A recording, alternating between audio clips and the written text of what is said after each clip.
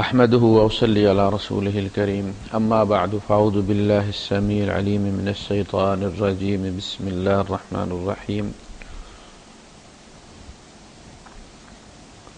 ولا تقولوا لما تصف ألسنتكم الكذب هذا حلال وهذا حرام لتفتروا على الله الكذب إن الذين يفترون على الله الكذب لا يفلحون وقال تعالى هو الذي جعل الشمس ضياء والقمر نورا وقدره منازل لتعلموا عدد السنين والحساب ما خلق الله ذلك إلا بالحق يفصل الآيات لقوم يعلمون صدق الله العظيم رب اشرح لي صدري ويسر لي أمري واحلل عقدة من لساني يفقهوا قولي آمین یا رب العالمین۔ آج ہم اپنے درس کا موضوع موجودہ صورتحال کو سامنے رکھتے ہوئے نئے سال کے لحاظ سے ہم اس موضوع پہ گفتگو کریں گے، اور انشاءاللہ اگلا ہمارا درس جو ہے وہ ہمارا ریگولر شروع ہوگا۔ ایک بہت بڑا مسئلہ لوگوں نے بنا لیا، حالانکہ اتنا بڑا مسئلہ ہے نہیں، لیکن چونکہ ہمارے ذہنی پیمانے، نظریاتی پیمانے بڑے محدود ہیں، تو اس لحاظ سے ہمیشہ کنفیوژن رہتا ہے کہ جی میری کرسمس کہنا چاہیے یا ہیپی نیو ایئر کہنا چاہیے یا نہیں کہنا چاہیے۔ تو اس سلسلے میں پہلے تو میں تمہیدی یہ بات عرض کر دوں کہ اسلام کسی خاص علاقے کا دین نہیں ہے، کسی خاص کلچر کا دین نہیں ہے، کسی خاص نسل کا دین نہیں ہے۔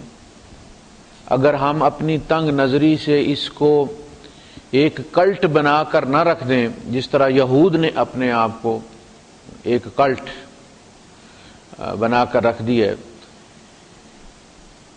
تو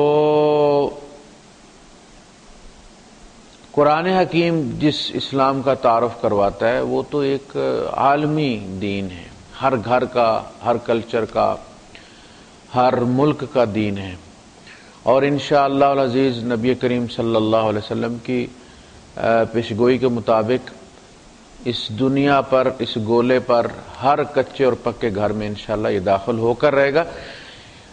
لیکن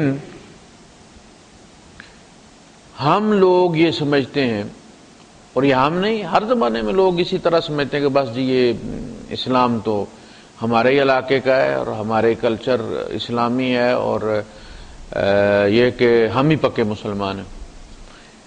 اچھا، اسلام میں اب نبی تو کوئی نہیں آنا، کتاب بھی اور کوئی نہیں نازل ہونی، اب ہمیں جو بھی ملنا ہے وہ اسی کتاب اور اسی نبی کی سنت میں ملنا ہے، اور ان دونوں میں جو چیز ہمیں ملتی ہے وہ یہ ہے کہ اسلام نے چند اصول طے کر دیے، ان اصولوں کو اپنا کر، ان اصولوں کے مطابق آپ چند تبدیلیاں کر کے کسی بھی کلچر کو اسلامائز کر سکتے ہیں،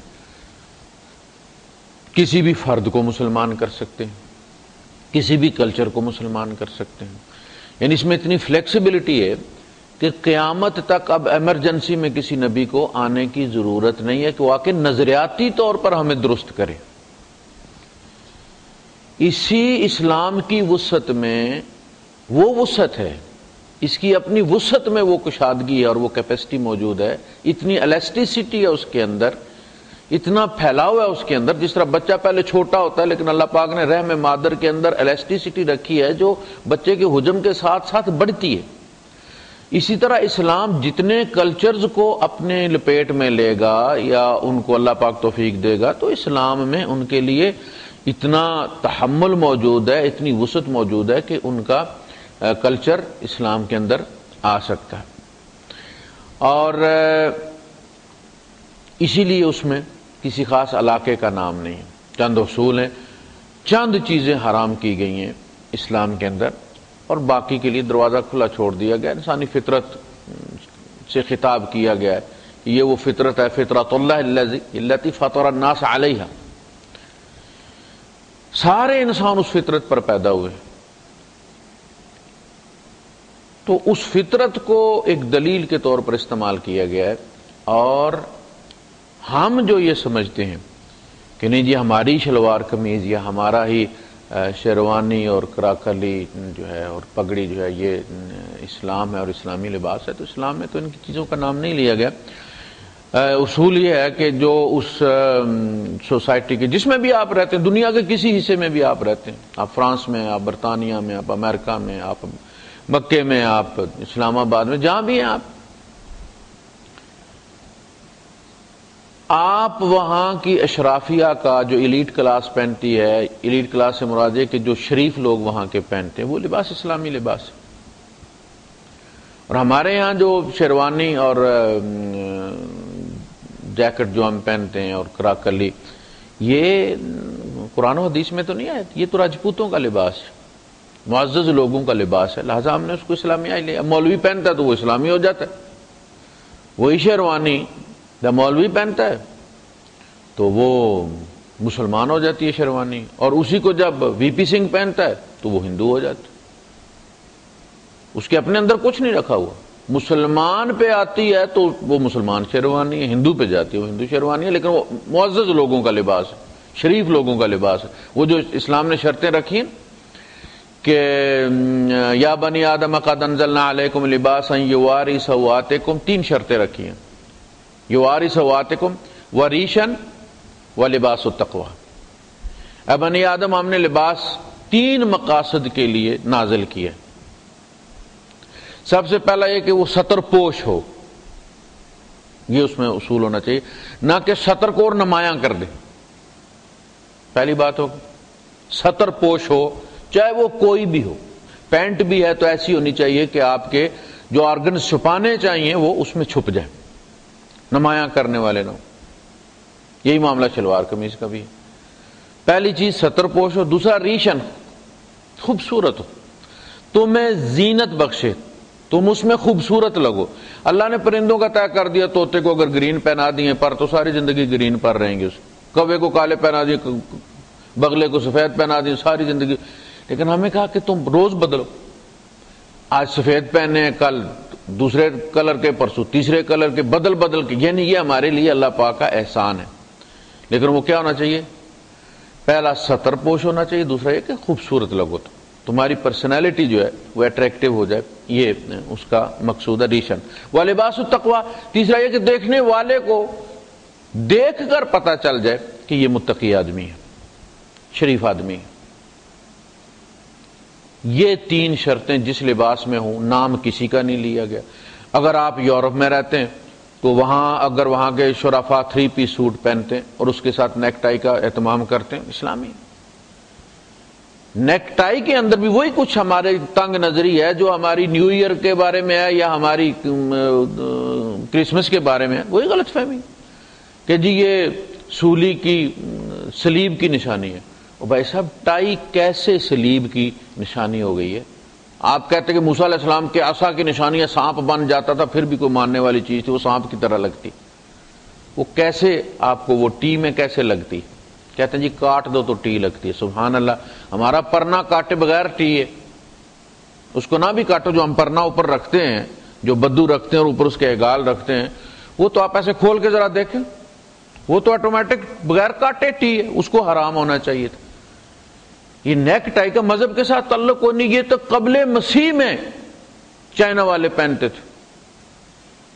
کیونکہ آپ جب کپڑا پہنتے ہیں آپ کی گردن موٹی ہوتی ہے، بٹن تنگ ہوتے ہیں، تنگ کرتے ہیں، گلا بنجتا ہے، تو اس لیے رکھی گئی ہے کہ اپنے سائز کے مطابق اس کو ٹائٹ کر کے جو ہے وہ گلے کو رکھیں بند کرنے کے لیے. اتنا سارا اس کا کام ہے، مذہب کے ساتھ اس کا تعلق کوئی نہیں. ہم نے اس کو بنا دیا کہ جی وہ، آپ دیکھ لیں ہمارے ہاں مصر میں اس کو باقاعدہ مذہبی جو ہمارا انسٹیٹیوشن ہے الازہر، اس کا سرکاری لباس ہے، وہ نیک ٹائی لازم ہے اس کہ وہ 3 پیس سوٹ کا حصہ ہے. تو اگر وہاں کے شرفاء وہ پہنتے تو وہاں کے مولوی کو اسے پہننے میں کوئی حرج نہیں ہونا چاہیے، اس لیے کہ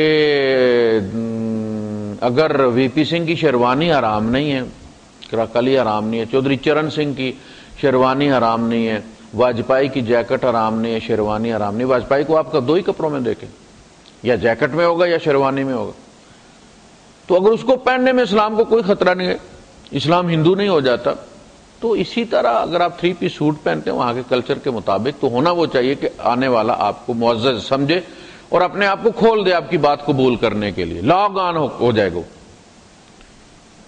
یہ تو یہ ساری چیزیں اسلام نے مقرر کر دی کہ یہ چند چیزیں حرام ہیں۔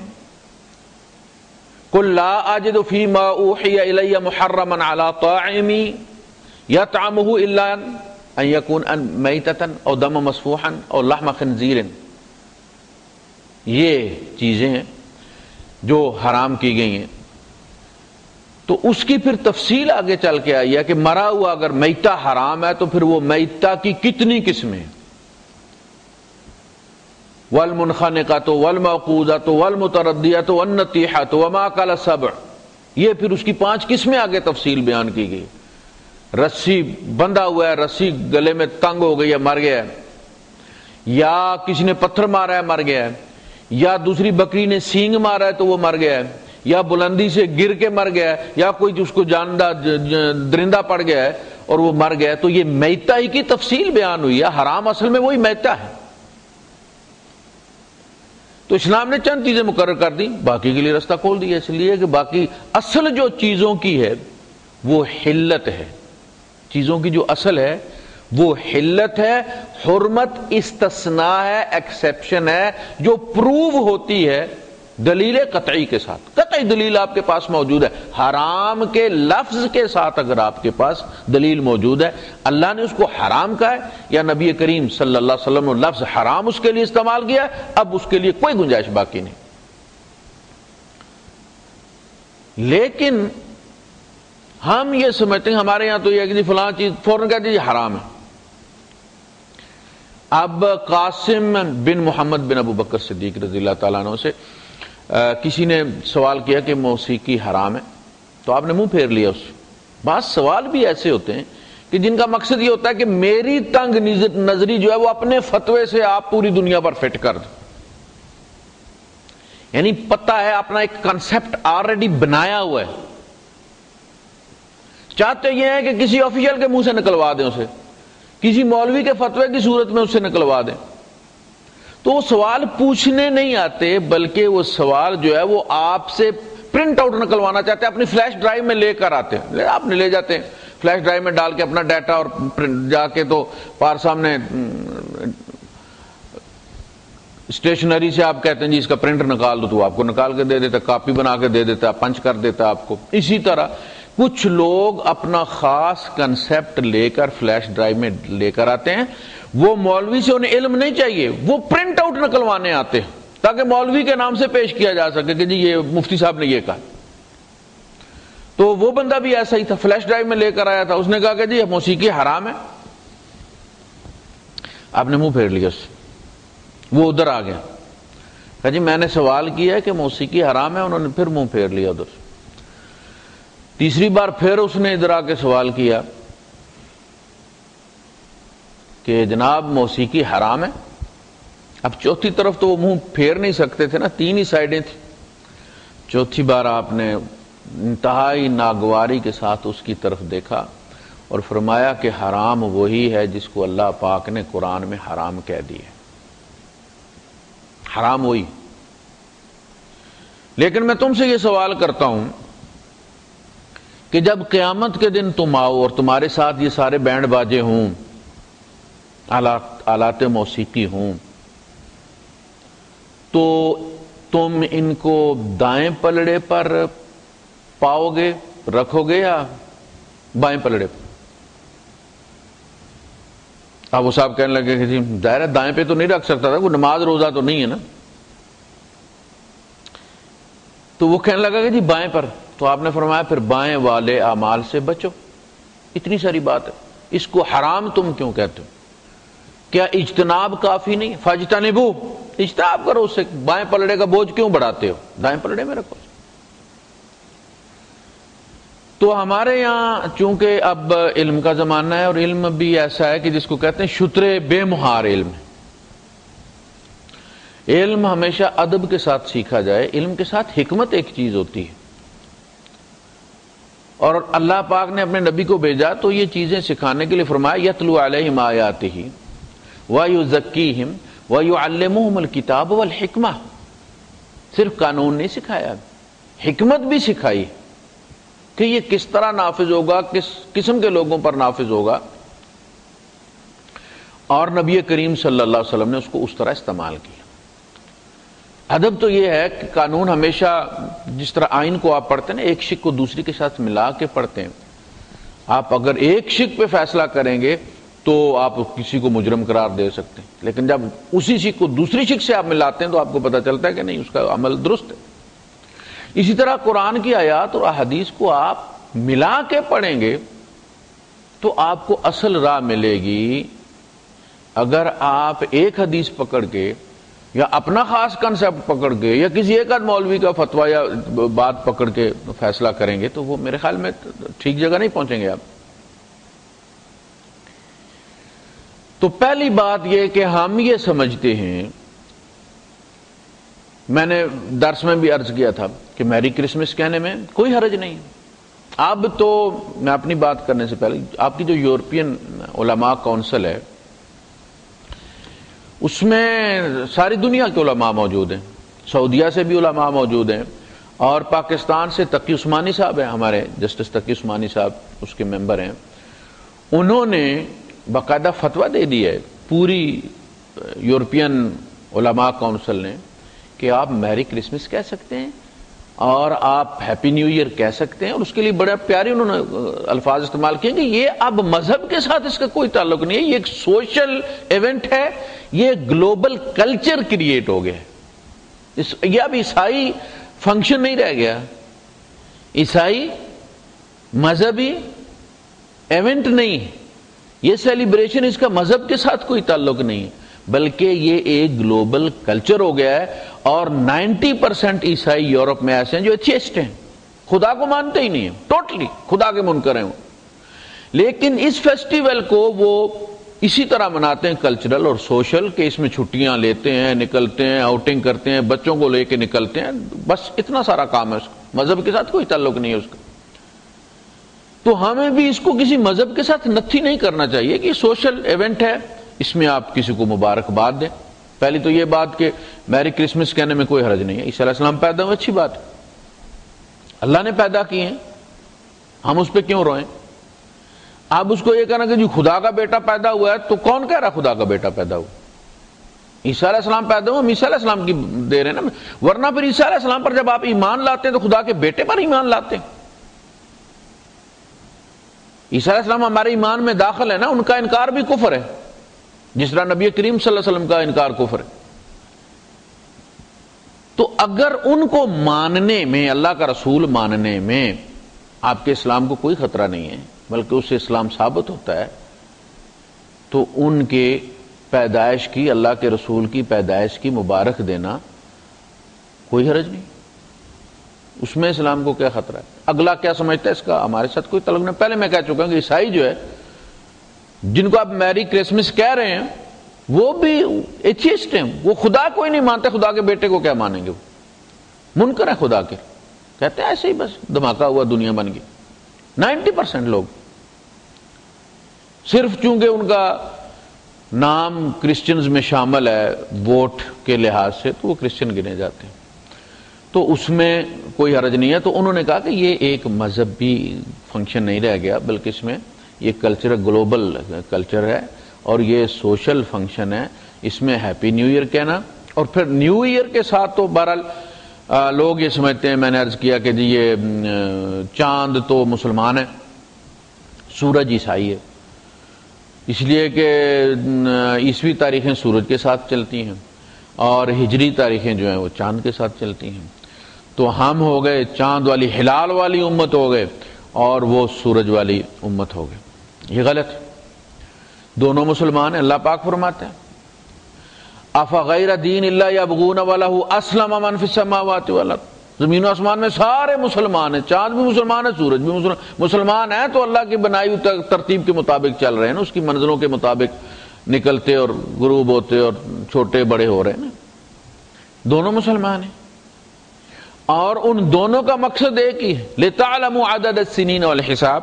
اب دیکھیں سورہ یونس ہے, اس میں اللہ پاک فرماتے ہیں اس کی آیت نمبر 5 میں هُوَ الَّذِي جَعَلَ الشَّمْسَ ضِيَاءً وَالْقَمَرَ نُورًا. وہ ہے جس نے سورج کو بنایا ضیاء, نور, لائٹ, ضیاء, والقمر نوراً. اچھا سورج تو ہو گیا سراج, چراغ جس میں ایندھن جلتا ہے, اور چاند اصل میں ہے ایز اے مرر, وہ آئینہ ہے جو ریفلیکٹ کرتا ہے سورج کی روشنی کو, جس طرح زمین کرتی ہے. چاند پہ چلے جائیں, زمین آپ کو چاند نظر آئے گی جب یہاں اس کے جس حصے پہ روشنی ہوتی ہے. تو سورج اور چاند اس لیے ہیں کہ یہ ایک کو ضیاء بنایا, دوسرے کو نور بنایا جو ریفلیکٹ کرتا ہے اس کو. وَقَدَّرَهُ مَنَازِلَ, اور ان کی منزلیں طے کی جن سے آپ فجر کا اور اشراق کا اور زوال کا اور عصر کا اور ظہر کا حساب لگاتے ہیں. اسی طرح چاند کی منزلیں. لِتَعْلَمُوا عَدَدَ السِّنِينَ وَالْحِسَابِ, تاکہ تم اس سے سالوں کا حساب رکھ سکو, حساب لگا سکو, وقت کا حساب لگا سکو, وقت کا حساب لگا سکو, سالوں کی تعداد رکھ سکو. ما خلق اللہ ذالک الا بالحق, اللہ پاک نے یہ بے مقصد پیدا نہیں کیا, مقصد ہے. تو چاند کے ساتھ عمر فاروق رضی اللہ تعالیٰ نے یہ ہجری سال شروع کیا تھا. اس سے پہلے جو اہم واقعات ہوا کرتے تھے ان کے ساتھ ناپا جاتا تھا. مثلا کہ عام الفیل, وہ سال جس میں ہاتھی والا واقعہ پیش آیا, اب اس کے ساتھ ہاتھی والے کے ساتھ منسوب تھا. پھر اس کو عمر فاروق رضی اللہ عنہ کے زمانے میں نبی کریم صلی اللہ علیہ وسلم کی ہجرت کے ساتھ منسوب کیا گیا. تو یہ دونوں سال نبیوں کے ساتھ منسوب ہے. عیسیٰ علیہ السلام والا پہلے شروع ہوا ہے, وہ ان کی پیدائش سے شروع ہوتا ہے, اور یہ والا جو ہے ہمارے والا یہ نبی کریم صلی اللہ علیہ وسلم کی ہجرت سے شروع ہوتا ہے. تو اس لحاظ سے دونوں سال دو نبیوں سے شروع ہوتے ہیں. چاند والے کے ساتھ ہم رمضان کی ابتدا کرتے ہیں. چاند دیکھا ہم نے جس پہ ہمیشہ جھگڑا ہوتا ہے, تو ہم نے, حالانکہ اگر سورج پہ کوئی جھگڑا نہیں, پورے سال کا کیلنڈر بنا ہوتا ہے, لوگوں نے 20 30 سال کا کیلنڈر لگایا ہوا ہے. اسی کے مطابق جب بھی دسمبر آتا ہے تو اس دسمبر کی پہلی تاریخ کو اتنا ہی ٹائمنگ ہوتی ہے نماز کی جو آج سے 50 سال پہلے تھی. چاند کا بھی یہی معاملہ ہے. چاند کی منزلیں کو گھٹتی بڑھتی ان معنوں میں نہیں ہے. چاند جو ہے وہ بھی اپنی, اگر ان سے پوچھا جائے ماہرین فلکیات سے, تو آپ کو بتا, آپ کو وہ 100 سال کا کیلنڈر بنا کر دے سکتے ہیں. اور یہود نے 100 سال کا بنایا ہوا ہے, انہیں کبھی کنفیوژن نہیں ہوا, کبھی جھگڑا نہیں ہوا. برطانیہ کے یہودیوں میں, اسرائیل کے یہودیوں میں, امریکہ کے یہودیوں میں, آسٹریلیا کے یہودیوں میں, آسٹریا کے یہودیوں میں کبھی آپس میں کوئی اختلاف نہیں ہوا. ان کا 100 سال کا کیلنڈر بن جاتا. تو چاند ان کے لیے, وہ بھی چاند کے حساب سے رکھتے ہیں. آپ اندازہ کریں کہ یہود کی عبادت بھی چاند کے حساب سے ان کے بھی روزے شروع ہوتے ہیں, لیکن ان میں کبھی جھگڑا نہیں ہوتا, اس لیے کہ انہیں پتہ ہے کہ چاند کی جو منزلیں اللہ پاک نے طے کر دی ہیں یہ اسی طرح جس طرح سورج کی طے کر دی ہوئی ہیں, اور اس حساب سے وہ کہ اس ڈگری پہ اس چاند نظر آتا ہے, ہمارے یہاں سے نہیں, پتہ چل جاتا ہے بالکل. تو چاند سے ہمارا رمضان شروع ہوا, لیکن ہماری سحری اور افطاری جو ہوتی ہے اور ہماری نمازوں کی جو ٹائمنگ ہے وہ تو سورج کے ساتھ ہے. آپ افطار کب کرتے ہیں؟ جب سورج غروب ہوتا ہے. چاند کے ساتھ آپ اس کا کوئی تعلق نہیں رہا. اب آپ مہینے بعد آپ نے چاند جا کے دیکھنا ہے تاکہ عیدگاہ کو بندوبست کیا جا سکے. تو زوال کے بعد ظہر ہے, پھر سایہ جو ہے دگنا ہو جائے تو سایہ سورج سے ہوتا ہے, تو پھر جناب وہ عصر شروع ہو گئی ہے, اور پھر یہ ساری چیزیں سورج کے ساتھ ہیں. تو آپ یہ سمجھتے ہیں کہ یہ عیسائیوں کا ہو گیا سورج، تو یہ حساب کے لیے ہے، اس کے علاوہ اس کا اور کوئی مقصد نہیں ہے۔ جو سورج سے جو شروع ہو رہا ہے عیسوی تاریخ کے ساتھ، وہ بھی ہمارا سال ہے، اور پھر یہ کہ تبریک جو ہے، مبارک جو ہے، یہ جو ہم دیتے ہیں تو یہ کس لیے دیتے ہیں؟ دعا دیتے ہیں نا ہم کہ اللہ پاک یہ سال آپ کے لیے مبارک۔ ہم پچھلے سال کے لوگ کہتے ہیں جی بڑے دکھوں میں سال گزرا، مبارک کس کی دے رہے ہو؟ بھائی مبارک پچھلے سال کی تو ہم دے ہی نہیں رہے، وہ تو ہم عذاب میں گزار چکے، ہم تو یہ دعا دے رہے ہیں۔ اس کو اصل میں لفظ جو ہم استعمال کرتے ہیں نا مبارک، وہ ان معنوں میں نہیں ہے، اس کو کہتے ہیں تہانی، گریٹنگز۔ آپ ایک دعا کر رہے ہیں دوسرے کے لیے کہ اللہ پاک اب آپ کے حالات تبدیل کر دیں، یہ سال آپ کے لیے مبارک ہو، اچھا ہو، دکھ نہ آئیں، آپ اس سال کے رمضان 2013 کے رمضان کو پا لیں، اللہ پاک تب تک آپ کو زندگی دے۔ آپ ایسے ڈھیر سارے سال دیکھیں تو یہ دعا دینا کوئی بری بات نہیں، دے سکتے ہیں۔ ہاں اب رہ گئی یہ بات کہ جی خرافات اس میں جو کی جاتی ہیں، تو نبی کریم صلی اللہ علیہ وسلم نے فرمایا کہ مومن کی مثال کھونٹے کے ساتھ بندھے ہوئے گھوڑے کی طرح، جہاں تک رسی اس کو الاؤ کرتی ہے، اجازت دیتی ہے، وہ گھومتا پھرتا ہے، چرتا ہے، اور جہاں رسی ختم ہو جاتی ہے وہ مڑ آتا ہے۔ مومن بھی اس سماج میں رہتے ہوئے ان کے ساتھ رشتہ ناتا، اٹھنا بیٹھنا اور لین دین چلتا ہے بندے کا، لیکن وہ ہر جگہ اللہ کی حدوں کا خیال رکھتا ہے، جہاں حد ٹوٹتی ہے وہ رک جاتا ہے، وہاں اس سے آگے نہیں جاتا۔ تو آپ صرف دعا تک محدود رہیں، آپ نہ خرافات کریں۔ کون کہتا آپ کو ون ویلنگ کریں؟ آپ کون کہتا ہے ڈانس کریں آپ سڑکوں پر؟ لیکن ان کے ڈانس کو بہانہ بنا کر آپ لوگوں کی مبارکباد پر پابندی نہیں لگا سکتے، یہ تنگ نظری ہے۔ اچھا آپ اندازہ کریں کہ آپ پاکستان میں تو یہ بات کہہ سکتے ہیں جہاں عیسائی 2% بھی نہیں ہے، اور ان کے ساتھ آپ کا انٹریکشن ٹوٹلی ہے ہی کوئی نہیں، سوائے اس کے کہ وہ آپ کے یہاں گندگی صاف کرنے آتے ہیں۔ جن علاقوں میں لوگ گھروں میں اوپن ٹائلٹ لوگوں نے بنائے ہوئے ہیں، تو وہ گھروں میں اٹھانے آتے ہیں بھنگی، تو ان کو تو آپ کو مبارکباد دینی بھی آپ کو بری لگتی ہے، لفٹ ہی نہیں کراتے آپ ان کا پیالہ الگ رکھا ہوا ہے، اسی پیالے میں چائے دینی ہے، اسی میں لسی دینی ہے، اسی میں پانا، تو اپنا پیالہ لیا بھائی، اس کا اپنا پیالہ، عیسائی پیالہ وہ۔ تو اسی وجہ سے ہمارے انہی کرتوتوں کی وجہ سے تو عیسائی ہمارے یہاں پائے جاتے ہیں، ورنہ مسلم معاشرے میں وہ ضم نہ ہو جاتے، مسلمان نہ ہو جاتے، وہ ہمارا حسن سلوک اگر صحیح ہوتا تو اپنے یہاں تو شاید یہ فتویٰ آپ کا چل جائے،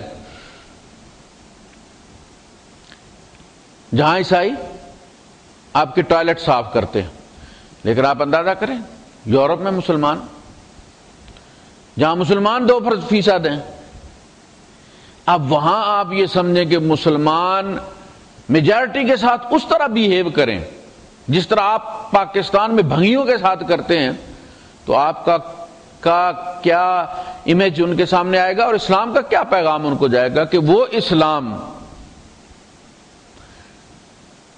جس کو وہ قرآن میں پاتے ہیں اور اس کی وسعت نظری اور وسعت قلبی سے متاثر ہو کر عیسائی ہو جاتے ہیں، جو انہیں سب کچھ معاف کرنے کے لیے تیار بیٹھے، جو ان کو سینے سے لگانے کے لیے تیار بیٹھے، وہ اسلام مبارک کے 2 کلمے کہتے ہوئے بھی جان اس کی نکلتی ہے، وہ یہ بھی نہیں کہہ سکتا کہ ہیپی نیو ایئر۔ یہ میسج ہے، یہ اسلام کا امیج ہم پیش کرتے ہیں ان کے لیے کہ جی ہمیں تو کہتے ہیں کہ سب کچھ چھوڑ چھاڑ کے آ جاؤ اسلام میں، لیکن یہ کہ ہم تمہیں ہیپی نیو ایئر بھی نہیں کہہ سکتے۔ تو وہاں کے بارے میں آپ سوچیں، اس لیے میں نے کہا نا کہ آپ جب فتویٰ، یہ بھی ایک بڑا عجیب معاملہ ہوتا ہے، اور ایک فطری معاملہ یہ بھی شاید کہ انسان اپنے ماحول سے نکل نہیں سکتا، اس کا جو پیالہ بنتا ہے نا، آپ ایک خربوزہ ہے نا، تو اس کو جب وہ نکلتا ہے چھوٹا ہوتا ہے تو اس کے اوپر کوئی چیز رکھ دیں، آپ کوئی رکاوٹ ڈال دیں اس کے ساتھ، 2 اینٹوں کے درمیان اس کو رکھ دیں، تو آپ دیکھیں گے کہ وہ جوں بڑا ہوگا تو جہاں سے اینٹوں نے دبایا ہوا ہے وہاں سے وہ چھوٹا رہ جائے گا، اور جو اس کے حصے اینٹ سے باہر ہوں گے دونوں اینٹوں سے وہ ذرا موٹے ہو جائیں گے، کہیں وہ دبا ہوا ہے تو وہ ٹیڑھا ہو جائے گا۔ یہ جو آپ کدو وغیرہ اور یہ چیزیں ٹیڑھی میڑھی دیکھتے ہیں، اس کی وجہ یہی ہوتی ہے۔ یہ کیا ہے؟ وہ جو 2 اینٹیں ہیں وہ اس کا ماحول ہے، وہ کلچر ہے اس کا۔ تو بہت سارے ہمارے معاملات ایسے ہیں کہ ہم ٹیڑھے میڑے ہوئے ہیں اپنے کلچر کی وجہ سے، ہمارے کلچر نے ہم کو دبا کے اس کو ٹیڑھا میڑا کر دیا، لیکن ہمیں وہ ٹیڑھ اسلام میں نظر آتا ہے، بجائے اس کے کہ ہم یہ سمجھیں کہ ہمارے کلچر نے ہمیں دولے شاہ کا چوہا بنا دیا ہے. ہم یہ سمجھتے کہ اسلام دولے شاہ کا چوہا ہے. سمجھ رہے ہیں؟ وہ جو چھوٹے سار والے جو گاڑیوں پہ چڑھتے ہیں مانگنے کے لیے، انہیں لوگ کہتے ہیں دولے شاہ کا چوہا. لوگ یہ سمجھتے ہیں کہ اسلام میں پابندیاں تو اتنی لمبی ہیں. وہ جو بندہ ہوتا ہے مانگنے والا، چھوٹے سار والا، وہ لمبا ترنگا 6 فٹ کا ہوتا ہے، اوپر چھوٹا سا سار رکھا ہوا ہوتا ہے اس کے. لوگ یہ سمجھتے ہیں کہ اسلام نے پابندیوں تو اتنی لگائی ہیں 6 فٹ، لیکن اوپر اس کے نظریاتی جو سر ہے اسلام کا، وہ دولے شاہ کے چوہے جتنا اتنا سا. ایسی بات، یہ ہم دولے شاہ کے چوہے ہیں، اسلام نہیں ہے. اسلام اللہ کا دین ہے، اور وہ اس پر بھی تیار بیٹھا کہ یہ زمین نہیں، کہیں اور بھی اگر کسی سیارے پر کوئی مخلوق ہے تو وہ تو اس کے لیے بھی دروازے کھول کے بیٹھا ہوا. آپ کو پتا ہے عیسائیوں نے پیغام بھیجے ہوئے ہیں، نشر کیے ہوئے ہیں دنیا میں دوسری مخلوق کے لیے کہ جہاں کہیں بھی وہ پائی جاتی ہے ہم تمہیں ویلکم کرتے ہیں، اور مسیحی عیسیٰ کی انہوں نے دعوت دی ہوئی ہے. اسلام تو یہ بھی کہتا ہے یشاء یذہبکم ویأتی بخلق جدید. اللہ پاک اگر چاہے تو تمہیں لے جائے، تمہاری جگہ دوسری مخلوق لے آئے. تو تھریٹ اپنی جگہ موجود ہے کہ وہ کوئی اور لے آئے گا، اور وہ کوئی اور زمینی کی طرح کا کوئی سیارہ ہوگا. جیسے اب آپ کو مل گیا کہ جنگلات سے ڈھکا ہوا ایک سیارہ موجود ہے، پانی بھی موجود ہے، پوری زمین اس کی جنگلات سے ڈھکی ہوئی ہے، تو ہو سکتا ہے وہاں زندگی ہے.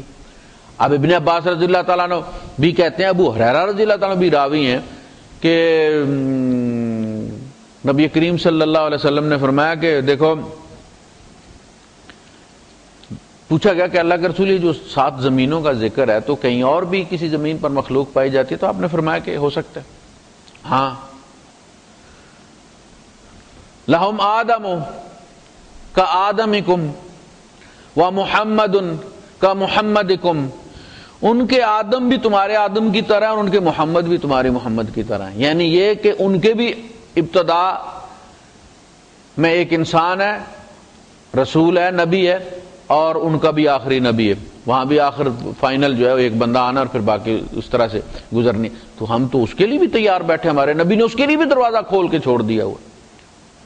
لیکن یہ کہ ہم آپ ایک کلچر میں، اچھا ہوتا یہ ہے کہ کلچر کس طرح اثر انداز ہوتا ہے، اس کو ذرا آپ نوٹ کر لیں کہ امام شافعی رحمۃ اللہ علیہ جب تھے یہاں عراق میں تو آپ کے فتوے اور تھے، لیکن جب آپ مصر گئے ہیں تو آپ کا کنسپٹ تبدیل ہوا ہے اور آپ کے فتوے بھی بدلی ہوئے ہیں.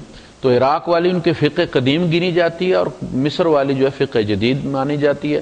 کہا جاتا ہے کہ امام شافعی کا پرانا قول یہ ہے اور ان کا جدید قول یہ ہے. تو اس سے مراد یہ ہوتا ہے کہ انہوں نے عراق میں یہ فتویٰ دیا تھا لیکن انہوں نے مصر میں یہ فتویٰ دیا. تو زمین بدلی ہو گئی، کنسپٹ تبدیل ہو گیا، فتویٰ تبدیل ہو گیا.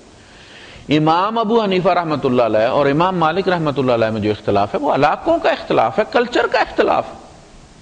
اگر امام ابو حنیفہ مدینے میں ہوتے تو وہ وہی کہتے جو امام مالک رحمۃ اللہ علیہ نے کہا ہے، اور امام مالک رحمۃ اللہ علیہ اگر عراق میں ہوتے تو وہ وہی کہتے جو امام ابو حنیفہ رحمۃ اللہ علیہ نے کہا. دیکھنا ایک حدیث ہے کہ ماء کثیر جو ہے اس کو کوئی چیز آلودہ نہیں کرتی، مطلب یہ کہ ناپاک نہیں کرتی. اب مدینے والوں کا جو ماء کثیر ہے وہ کیا قلتین. امام مالک کے نزدیک اگر کوئی چیز 2 مٹکے ہے، مٹکے بڑے مٹکے جو ان کے ہوتے تھے جس میں ہمارے یہاں ڈولے جیسے ہوتے لسی والے، تو اگر 2 قلتین 2 اگر مٹکے پانی ہے تو اس میں اگر پیشاب کا قطرہ گر گیا ہے تو ان کے نزدیک اس کی ریشو اتنی کم ہے کہ وہ اس کو پیشاب کنسیڈر نہیں کرتے آپ، اور وہ ناپاک نہیں ہوتا، نہ ہونے کے برابر وہ چیز ہوتی ہے. لیکن امام ابو حنیفہ رحمۃ اللہ علیہ چونکہ مدینے میں کنواں تھا ایک، اب اس کنویں کے حساب سے پانی ناپا گیا تو وہ 2 قلہ ان کے نزدیک وہ جو 2 ڈولے تھے بڑی چیز تھی. لیکن امام ابو حنیفہ رحمۃ اللہ علیہ تو دریاؤں کی سرزمین میں تھا نا، ان کا ماء کثیر جو تھا وہ دا بائی دا تھا، یعنی دا در دا 10 فٹ بائی 10 فٹ اگر کوئی تالاب ہے تو اس میں اگر پیشاب کا قطرہ گر گیا انسان کا ہو یا حیوان کا تو اس کو ناپاک نہیں کرتا. ان کے نزدیک. تو اصل لفظ نہ قلتین ہے نہ دا در دا ہے. اصل لفظ کیا ہے؟ ماؤن کثیر. اب مدینے والوں کا کنسپٹ ماؤن کثیر کو اپنے پانی کے حساب سے تھا، اور دجلہ اور فرات کے علاقے میں جو لوگ رہتے تھے ان کا ماؤن کثیر کا اپنا تھا، اور فتوے میں تبدیلی ہے. یعنی فتویٰ جو ہے وہ ماؤن کثیر کے اپنے اپنے کنسپٹ پر کرتا ہے، ڈیپینڈ کرتا ہے. اسی طرح اسلام پوری دنیا کے لیے آیا ہے، ہر زمانے کے لیے آیا، اور قیامت تک پتہ نہیں کیا کچھ ہوگا. آپ کے اپنے زمانے میں جو آپ کا اپنا کانسیپٹ ہے اس کے مطابق زندگی گزاریں، لیکن آپ پوری دنیا کو پاکستان کے کلچر پر چلنے پر مجبور نہیں کر سکتے، اس لیے کہ اسلام کا پاکستان کے ساتھ کوئی تعلق نہیں ہے. یہ آفاقی دین ہے، یہ ہر نسل کا دین ہے، ہر زمانے کا دین ہے، اور پتہ نہیں قیامت تک کتنے زمانے آنے ہیں. تو یہ سب کا دین ہے. اپنی تنگ نظری سے اس کو اب بجائے ہم یہ کوشش کریں کہ اسلام کی وسعت نظری اپنا لیں اور وسیع النظر ہو جائیں، وسیع المشرب ہو جائیں، ہم یہ کوشش کرتے ہیں کہ ہم اس کو بھی تنگ نظر بنا دیں. تو یہ ہے ہمارا ڈائلیما. اصل مسئلہ یہ ہے کہ میری کرسمس اور ہیپی نیو ایئر کہنے میں نیک خواہشات کا اصل میں لفظ جو ہے نا، تہانی کا جو لفظ ہے اردو میں اس کا ترجمہ ہے نیک خواہشات کا اظہار کرنا. کوئی بھی موقع ہو، اگر گاڑی ہے کسی نے لی ہے تو مبارک دینا، نیک خواہشات کا اظہار کرنا کہ اللہ پاک اسے سلامت رکھے، کوئی ایکسیڈنٹ نہ ہو، ٹھیک ٹھاک رہیں آپ. اولاد ہوئی ہے اس کو دعا دینا. آپ دیکھیں نبی کریم صلی اللہ علیہ وسلم بچے کی بھی دعا دیا کرتے تھے. کسی نے کپڑے پہنے تو آپ دعا دیتے تھے. کپڑے دیکھ کے بھی کیا کرتے تھے؟ نیک خواہشات کا اظہار کرتے تھے. آپ فرمایا کرتے تھے کہ اس کو اللہ کرے تو اس کو پرانا کرے، یعنی اللہ تجھے زندگی دے، اس کپڑے کو نبھانا نصیب کرے، کپڑا پھٹ جائے تو نہ پھٹے. یہ ہے نیک خواہشات. ہم بھی ان سے یہ کہتے ہیں کہ سال پھٹ جائے آپ نہ پھٹیں، اللہ پاک آپ کو زندگی دے، سلامتی عطا فرمائے. کسی غیر مسلم کو آپ دیں تو کہیں کہ اللہ دل میں نیت رکھیں کہ اللہ پاک اس کو اسلام کی توفیق عطا فرما دے، اور ہمیں رب العزت وہ اسوہ، وہ کردار عطا کر دے کہ جو لوگوں کو اپنی طرف کھینچے، اٹریکٹ کرے، وہ رنگ عطا کر دے، صبغۃ اللہ، اللہ کا رنگ عطا کر دے. مسلمان کو کریں تو اس کے لیے یہی کریں کہ اللہ کرے اس سال کی میں اس کو کوئی غم نہ آئے، دکھ نہ آئے، نقصان نہ ہو، اس کا تجارت میں فروغ ہو، دین میں فروغ ہو. یہ ہے اصل مقصد اس کا. اللہ پاک مجھے بھی توفیق عطا فرمائے، آپ حضرات کو بھی. وآخر دعوانا الحمدللہ رب العالمین. اگر کوئی صاحب سوال کرنا چاہتے